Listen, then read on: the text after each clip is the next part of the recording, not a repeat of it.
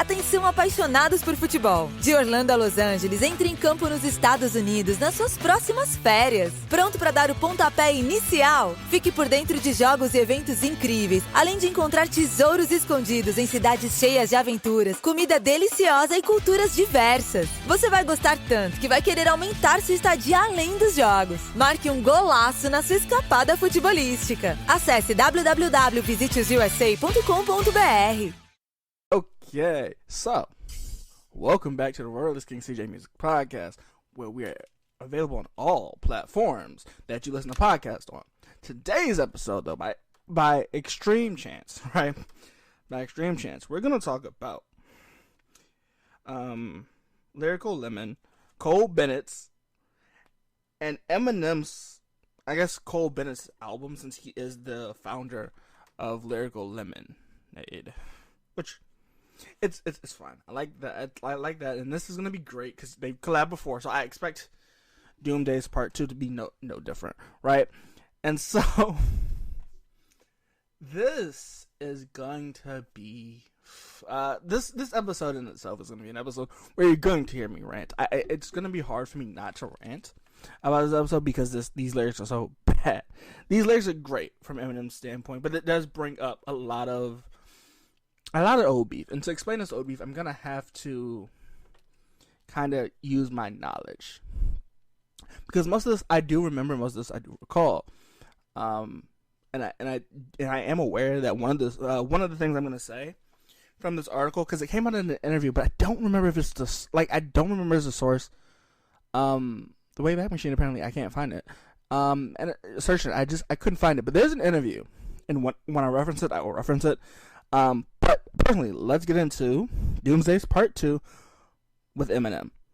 And so this song in itself, it's strong. Cole Bennett, especially when he makes music, or when he produces it, it's very great. I don't have many updates on the production side of it. It always sounds great. And I think this is a role model who beats backwards, because listening to it, that's my first assumption, right? And to some extent, I think that's great. He says, "I'm a shred." I like these lines. I like the way these bars are set up, and the way that it is. It's verse like I have a personal vendetta, which is weird. When I heard the line, I was like, okay, so this is gonna be a rebuttal of a diss, right? But this is great because I like this. He says, "Words come together like birds of a feather," which I think he's saying it comes easy.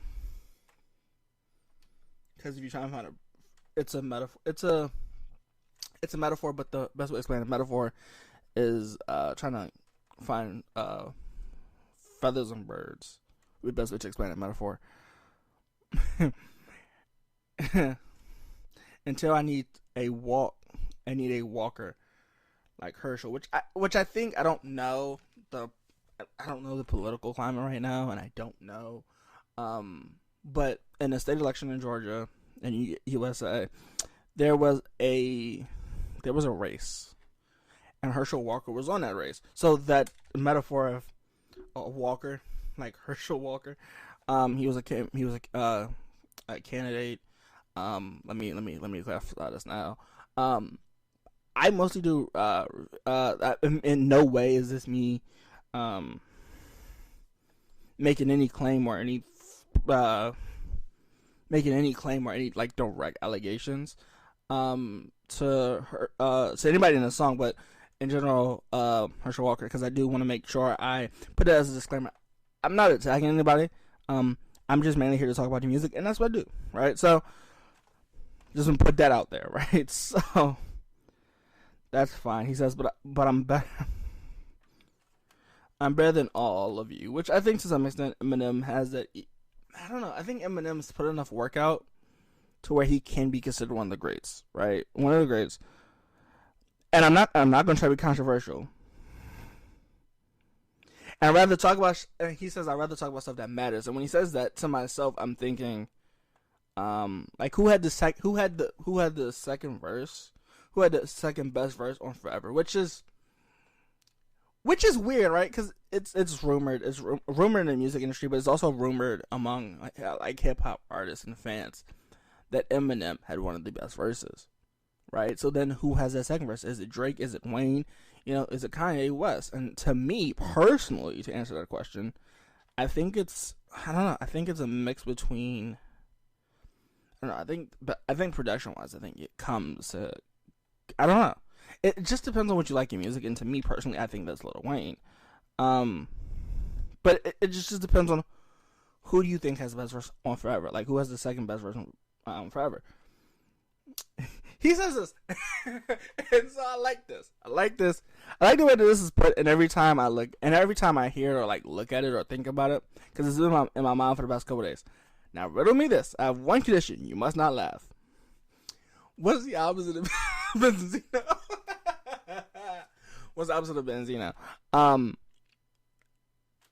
And he says a giraffe, because a giraffe has a neck, and it's been rumored, well, in many pictures of Benzino, he doesn't seem to have a neck, so while it is, like, it's, okay, so let me rearrange this. So when he talked about Benzino, and he said, for example,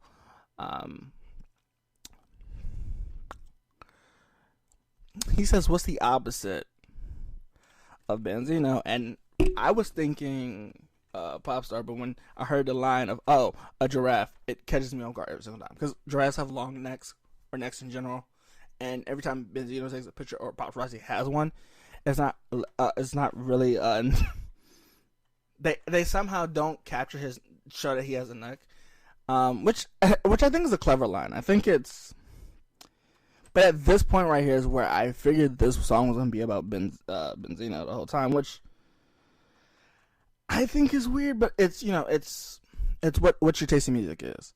And to a certain extent, he says, how can I come at something he doesn't have? Like that old thing, I'm gonna come for your neck. He says, but if I'm gonna come for somebody's neck, they must have a neck, which is funny. But Eminem he's speaking at Benzino, and I don't know if Benzino's gonna ever if he responds to this, that's fine.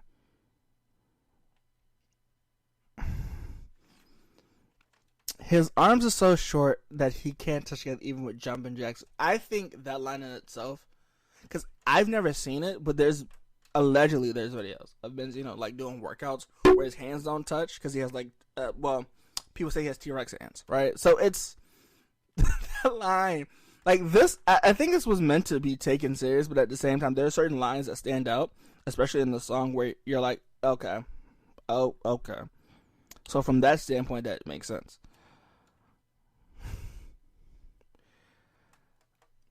He says, I don't mean to upset you, but I feel like you've already attacked Benzino. So it's very hard for me to go. If you already attacked him, especially in the beginning of the song, you attacked him. It's do it in the actual forgiveness later, but it's like, I don't know if anyone, we'll go 20 years. In the last 20 years has heard a song from him, like, or even knows him. I think they know his Lyrical, right? But I don't think they know. I don't know. Benzino, I don't know. I asked around. Before taping this, I asked people if they knew Benzino in like recent years. And a lot of people were like, I didn't realize he was a rapper, or at any point. And I think that's slickly might be due to Eminem's response to his first diss track to Eminem, and Eminem responded and kind of ended his career. He says, I hear about all the debt you're in, which is, I don't know, it's rumored that he's in debt. Like, it's rumored. I say allegedly because it's rumored. It's not necessarily proven that he's in debt, right? But I think in an interview he talks about the financial issues that he was in at that time, which we'll get into later. I heard you've been creeping on the low in them cheap hotels. You said 210. I wasn't sure you were in a room in a single bed with two men. Which this line in itself is from an interview that he did. Like, he did it from an interview where I think he discusses that he shared a room with I think it might have been The Source. It's been a while. It's been a long time. I might be showing my age a little bit, but it might be The Source. Where he just talks about him having to share a bed with another room, him sharing a single room in a hotel with another guy, and I don't know. Off the top of my head, I'm not entirely sure what came from that, but it's something to look at, and so it's something to look at, especially because he says, and people say throughout the song, and that he goes from shady to Eminem, and it seems that way, right? And he says, "I regret to inform you." He says, I regret to inform you," and I don't know if he was hinting at something where he says, "Well, I don't mean to ruin your day," but he knows he's not getting a Corley Ray feature, which we're gonna talk about this, like this part of the song where she said, I believe she said that beef is old, and certain people don't, and I think she's saying Benzo doesn't make decisions on who she does features with, because she's grown and she can make her own decisions about who she wants on the feature, which is a funny line. I think this was supposed to be her response to it, which, I mean, it went well. It meant to make a statement like you could back your father but also not seem a certain way. But I think the jab back at this was, who says she wants an Eminem feature when she was promoting her song? To a certain extent, I can't blame you. I know when Eminem calls somebody out in a song, but especially when he does it in a song like this so well, you're going to get a lot of publicity running this, or running that statement. So when she says, who wants a feature with Eminem, we missed that point, right? We missed that point of, we're probably not going to get one. But she said, who wants a feature from Eminem? But he admits that there won't. He admits that he can.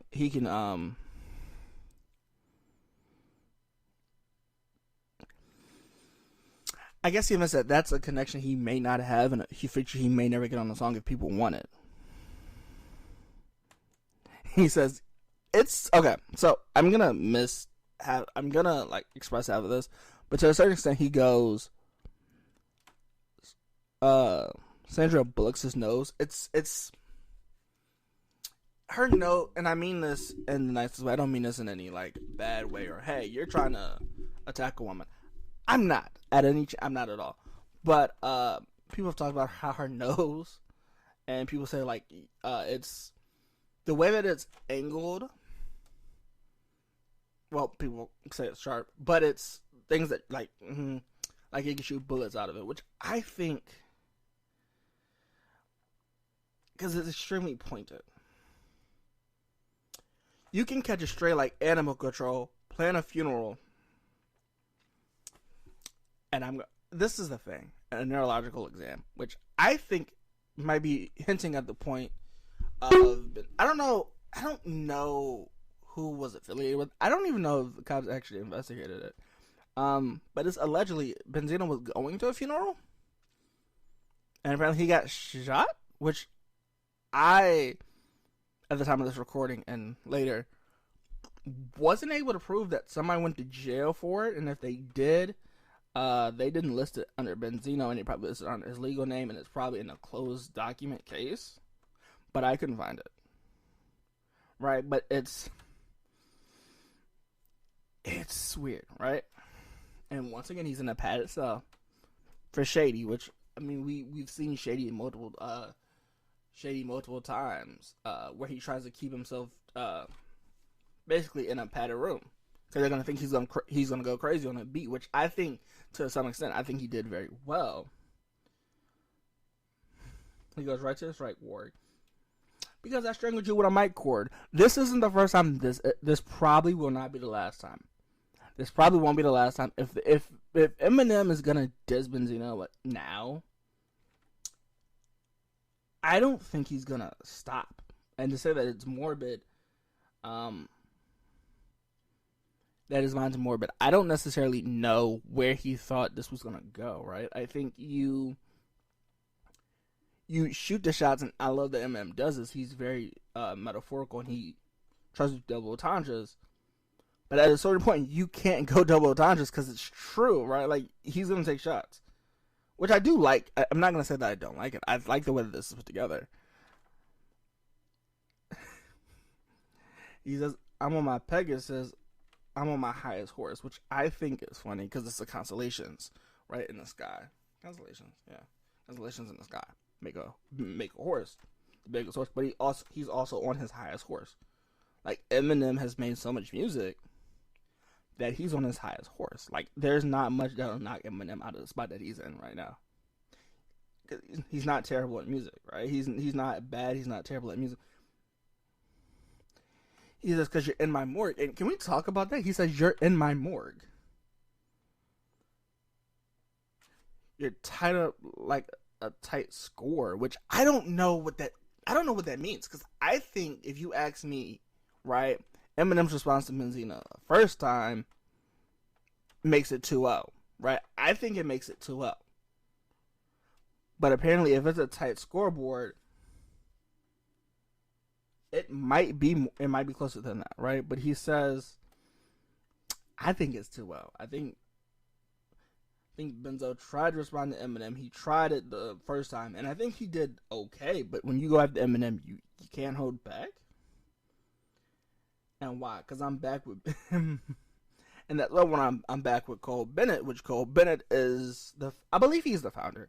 At one point he was the founder of Lyrical Lemonade. And I've been at the level J. Cole been at. Which I think he's saying that he's been in a spot where J. Cole is either where he's like, I'm hungry enough to make music, but I could also stop. And I think with J. Cole doing this, he could be hinting at him and J. Cole original song together, which I think would go number one. I think if they did a song like that, it would go number one, no problem. Because it'd be lyrical bars back to back. I've been at, it's the aftermath. I'm ready. That's a ride. And I don't know if he's hinting at aftermath, which he might not be, or encore, but this is the thing. This is the aftermath of this song right here. There's not much Eminem can do. There's not much Benzo can do. I don't know, because Eminem has you in a corner. And even if you reply, which I'm kind of waiting, if you reply, fine. I'm going to be happy to talk about that. But I don't know how you reply to this, right? Because it puts you in a corner. Because if you reply, then everything he said was true, which you've publicly said about a few things in an interview. So I don't know how you come back from that.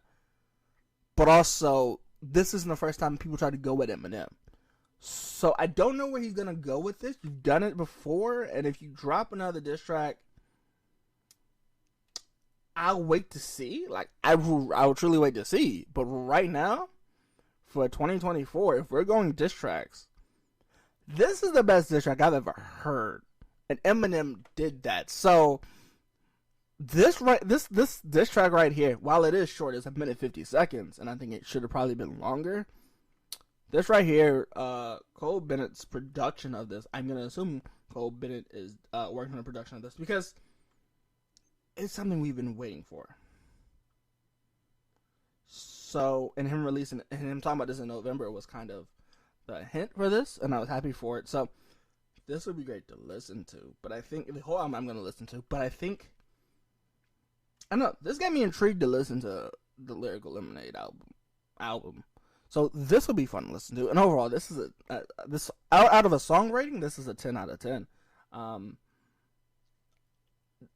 But Cole Bennett's never failed me when him and Eminem work together. So I don't know. Like, this is a great song. I don't really have any critiques.